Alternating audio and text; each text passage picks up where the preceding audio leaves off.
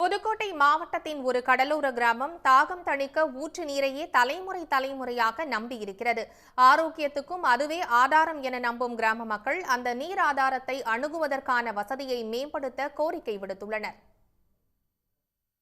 ஆவுடையார் கோவில் அருகே கடற்கரை பகுதியில் அமைந்துள்ளது ஆர் புதுப்பட்டினம்.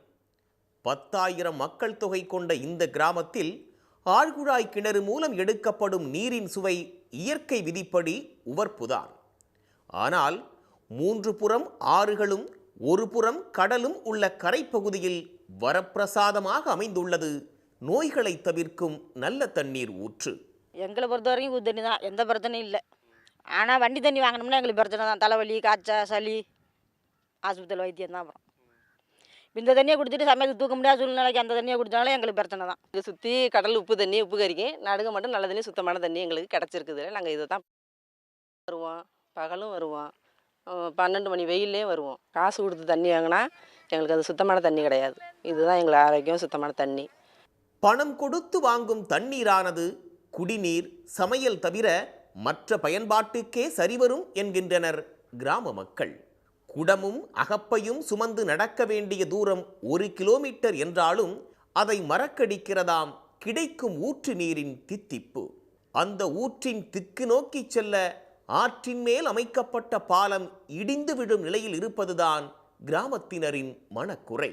பெரும் வெள்ளம் வந்தாலும் சரி, பஞ்சம் போய் தண்ணியே கிடைக்காத நேரமாக இருந்தாலும் சரி, இங்கே ஒரு 3 அடியிலேருந்து 5 அடிகள் நோண்டையில் நல்ல ஒரு சுத்தமான தண்ணி கிடைக்குது. பாலம்னா இது வந்து காங்கிரீட் பாலம் கிடையாது. கீழே கல்லுக்கால் ஊண்டி மேலே சும்மா ஒரு இதாக தோதா போட்டிருக்காங்க. அது இப்போ டேமேஜ் ஆகிடுச்சு. அதை வந்து காங்கிரீட் பாலமாக போட்டு கொடுத்தாங்கனாக்கா நல்ல ஒரு சௌகரியம் கிடைக்கும் எங்கள் ஊர் மக்களுக்கு. தலைமுறையாக இந்த ஊற்றுதான் தாகம் தணிப்பதாக கூறுகின்றனர் கிராம பெண்கள்.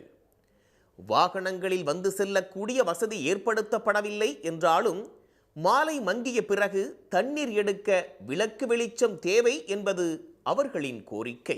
கடல் ஓரத்தில் இப்படி இருந்துங்க நோண்டுனா கூட தண்ணி நல்லா இருக்கும். இந்த தண்ணி வந்து இனிப்பாக இருக்கும். அந்த காலத்துலேருந்து இந்த ஊற்றுல தான் நாங்கள் தண்ணி இறக்கிறது. எங்கள் பரம்பரையாக இதுதான் எங்களுக்கு தண்ணி. ரவையிலெல்லாம் வருவோம், நைட்டு 10 மணிக்கெல்லாம் நாங்கள் தண்ணிக்கு வருவோம். இதுக்கு ஒரு லைட்டு கொடுத்தீங்கன்னா ரொம்ப இதாக இருக்கும், எங்களுக்கு உதவியாக இருக்கும். தண்ணீர் வணிகத்தை தனித்துறையாக்கிவிட்டது இன்றைய உலகம்.